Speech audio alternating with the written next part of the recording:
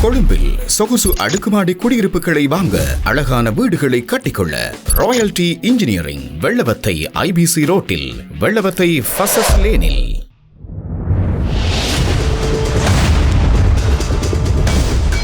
காலத்தின் அத்தியாயம். இது யுத்தம் தின்ற மண்ணின் சத்தம்.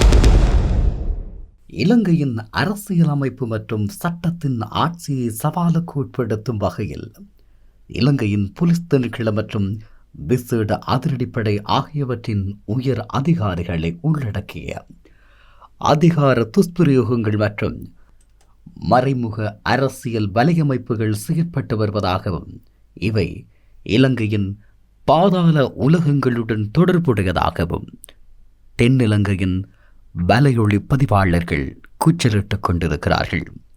உண்மையில் இலங்கையின் தற்போதைய சூழல் என்பது மிக மோசமானதும் மிகவும் பாதகமானதுமாக மாறியிருக்கிறது. இலங்கையின் பாதாள உலக செயற்பாடுகள் அல்லது பாதாள உலக தாதாக்களினுடைய பெயர்கள் தென்னிலங்கையை அதிகளவில் ஆட்கொண்டிருக்கும் காலம் எதுவாகும். கஞ்சிபானை இம்ரான், சிரான் பாசிக், இப்படி தொடர்கின்ற அந்த பட்டியலில் கடந்த காலத்தில் புகழ் பெற்றவர்களான கனேமுல்ல சஞ்சீவ, இப்படியானவர்களும் மறைந்து போகின்ற அளவுக்கு இப்போது புதிய பாதாள உலகம் தலை விரித்து ஆடத் தொடங்கியிருப்பதாக சொல்லப்படுகிறது. துபாயை தளமாக கொண்டு இவர்கள் எல்லாம் செயற்பட்டு வருகிறார்கள் என்கின்ற குற்றச்சாட்டு முன்வைக்கப்படுவதும், ரொகான் ஒலுகல போன்ற அதிகாரிகள் வெளிநாடுகளுக்கு சென்று அவர்களை கைது செய்து வருகின்ற சம்பவங்களும் தொடர்ச்சியாக பதிவாகி வருகிறது. இந்த நிலையில் இந்த நாட்டின் சட்ட அமலாக்கத்துறைக்குள் வேரூன்றி இருக்கும் நிழல் அரசு தொடர்பாகவும் அதன் பாதாள உலக தொடர்புகள் தொடர்பாகவும் அதிர்ச்சிகரமான இன்னும் பல தகவல்கள் கிடைக்கப் பெற்றுள்ளன. அரசு புலனாய்வு சேவையின் முன்னாள் பணிப்பாளரான மூத்த பிரதி போலீஸ் மா அதிபர் வருண ஜெயசுந்தர மற்றும் ஏனைய சில உயர்மட்ட போலீஸ் அதிகாரிகளின் மீது தீவிர குற்றச்சாட்டுகள் முன்வைக்கப்பட்டுள்ளன. உயிர்த்த ஞாயிறு பயங்கரவாத தாக்குதல் தொடர்பிலான ஜனாதிபதி விசாரணை ஆணைக்குழுவின் அறிக்கையில் இவரை பற்றி குறிப்புகள் இடம்பெற்றுள்ளதாகவும் சுட்டி காட்டப்படுகிறது. பாதாள உலகத்தில் கனேமுல்ல சஞ்சீவ, பெக்கோ சமன் போன்ற முன்னணி பாதாள உலக குழு தலைவர்களுடன் தொலைபேசி மற்றும் பிற வழிகளில் தொடர்புகளை வைத்திருப்பதாக குற்றம் சாட்டப்படுகிறது. மடகஸ்காரில் கைது செய்யப்பட்ட பாதாள உலக குற்றவாளியான ஹரக்கட்டாவை இலங்கைக்கு அழைத்து வரும் நடவடிக்கையில் குறிப்பிட்ட சில அதிகாரிகளின் மூலம் முறையற்ற தலையீடுகள் இடம்பெற்றதாக கூறப்படுகிறது.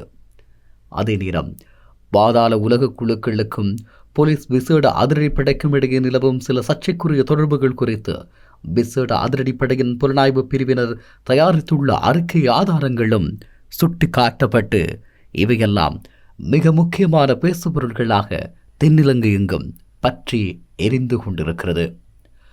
அதே நேரம் பாதாள உலக மற்றும் குற்றவியல் நடவடிக்கைகளுடன் தொடர்பு வைத்திருந்த சந்தேகத்தின் பெயரில் தொலைபேசி கோபுர பதிவுகளின் அடிப்படையில் 18 போலீஸ் அதிகாரிகள் அடையாளம் காணப்பட்டு விசாரிக்கப்பட்டு வருவதாகவும், தென்னிலங்கையின் போலீசாரை சர்வதேச அழுத்தத்திலிருந்து பாதுகாப்பதற்கான வணிகமைப்பினுடைய தலைவராக தன்னை அடையாளப்படுத்தும் அஜித் தர்மபால ஒரு அதிர்ச்சிகரமான தகவலை வெளியிட்டுள்ளார். இது இப்படி இருக்கும் போது முன்னாள் அமைச்சர் டிரான் அலஸ் போன்ற அரசியல் தலைவர்களும் நேரடி அழுத்தங்கள் மற்றும் பின்னணி காரணமாக வருண ஜெயசுந்தர போன்ற உயர்மட்ட அதிகாரிகளை கைது செய்வதற்கோ அல்லது அவர்களுக்கு எதிரான முறையான சட்ட நடவடிக்கை எடுப்பதற்கோ போலீஸ் திணைக்களம் தயக்கம் காட்டி வருவதாக குற்றம் சாட்டப்படுகிறது. இப்படியான நிலையில் முன்னாள் அமைச்சர் டிரான் அலஸுக்கு சொந்தமானதாக கூறப்படும் பிரென் ப்ராப்பர்ட்டிஸ் லிமிடெட் போன்ற நிறுவனங்கள் மூலமாக பிராந்திய பிரிட்டிஷ் வெர்ஜின் தீவுகளில் சுமார் 8.7 மில்லியன் அமெரிக்க டாலர்கள் முதலீடு செய்யப்பட்டுள்ளதாக ICIJ சர்வதேச புலனாய்வு ஆவணங்களை மேற்கோள் காட்டிய குற்றச்சாட்டுகளை முன்வைக்கிறது.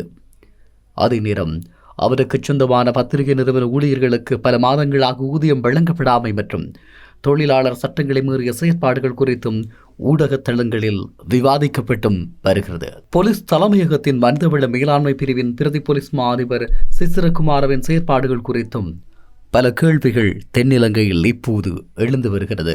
போலீஸ் திணைக்களத்திற்குள் நிகழும் அரசியல் சார்பு நிலைகள் மற்றும் உள்வீட்டு நிர்வாக சீர்கேடுகள் தொடர்பாகவும் இலங்கையில் 2024 செப்டம்பர் 21 பின்னரான அரசியல் சூழலில் சட்டத்தின் ஆட்சி நிலைநிறுத்தப்படும் என மக்கள் எதிர்பார்க்கும் போதிலும் இந்த டீப் ஸ்டேட் வலையமைப்புகள் இன்னும் சட்டத்திற்கு அப்பால் இயங்கிக் கொண்டிருப்பதாக குற்றம் சாட்டப்படுகிறது. அதே நேரம் போலீஸ் திணைக்களத்திற்குள் மேற்கொள்ளப்படும் இடமாற்றங்கள், பதவி உயர்வுகள் மற்றும் முக்கிய விசாரணைகளை திசை திருப்புவதில் போலீஸ் தலைமையகத்தின் மனிதவள மேலாண்மை பிரிவில் உள்ள சில உயர்மட்ட அதிகாரிகள் பங்கு குறித்தும் தீவிரமான கருத்துக்கள் இப்போது சமூக ஊடகங்களை ஆட்கொண்டு வருகின்றன. குற்றச் செயல்களுக்கு எதிராக நேர்மையாக செயற்பட முறையும் அதிகாரிகளை தூர பிரதேசங்களுக்கு தண்டிப்பு இடமாற்றம் செய்வதும் அரசியல் செல்வாக்குமிக்க அதிகாரிகளுக்கு சாதகமான இடங்களை வழங்குவதும் இந்த நிழல் அமைப்பின் முக்கிய உத்தியாக கூறப்படுகிறது. கடந்த காலங்களில் இடம்பெற்ற முக்கிய அரசியல் படுகொலைகள் மற்றும் குற்றவியல் சம்பவங்களில் தொடர்புபட்ட நபர்களுக்கு பாதுகாப்பு அளித்ததாக கூறப்படும் சில அதிகாரிகள் இன்றளவும் போலீஸ் அமைப்பின் முக்கிய பதவிகளில் நீடிப்பது சட்ட அமுலாக்க அமைப்பின் நம்பகத்தன்மையை கேள்விக்குள்ளாக்கியுள்ளது. சர்வதேச போதைப்பொருள் கடத்தல் மன்னர்களான சலாம் பாசிக், கச்பா போன்றவர்களுடன் தொடர்பு வைத்திருப்பதாக கூறப்படும் உயர்மட்ட போலீஸ் அதிகாரிகள் பட்டியல் இன்னும் குற்றச்சாட்டுகள் எழுந்து வருகிறது.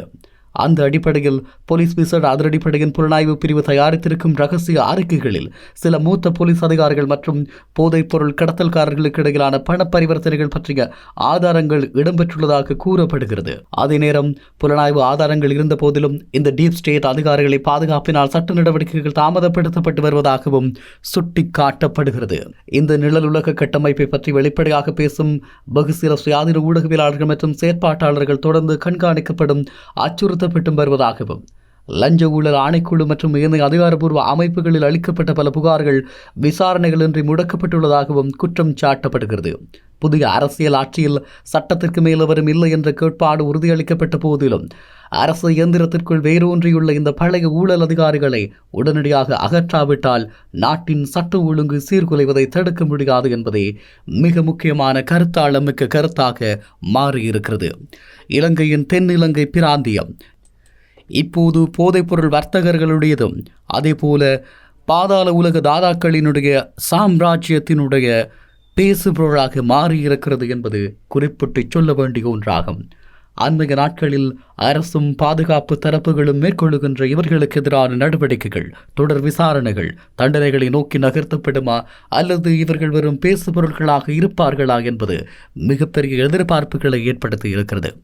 நாட்டினுடைய இறப்பையும் இளைஞர்களுடைய எதிர்காலத்தையும் கேள்விக்குள்ளாக்கும் இப்படியான நபர்களும் இவர்களுடைய செயற்பாடுகள் தொடர்பிலும் தொடர்ச்சியான கவனம் செலுத்தப்படுவதோடு இவர்களுக்கு எதிரான சட்ட நடவடிக்கைகளை எடுப்பதில் அரசு தீவிரமாக இருப்பது வரவேற்கத்தக்கதாக இருந்தாலும் இந்த நகர்வுகள் தொடருமா என்கின்ற கேள்வி மிகப்பெரிய ஒரு கேள்வியாக மாறி நிற்கிறது. கொழும்பில் சொகுசு அடுக்குமாடி குடியிருப்புகளை வாங்க, அழகான வீடுகளை கட்டிக்கொள்ள ராயல்டி இன்ஜினியரிங் வெள்ளவத்தை ஐபிசி ரோட்டில், வெள்ளவத்தை ஃபசஸ் லேனில்.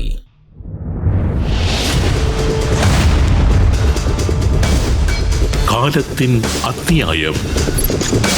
இது யுத்தம் தின்ற மண்ணின் சத்தம்.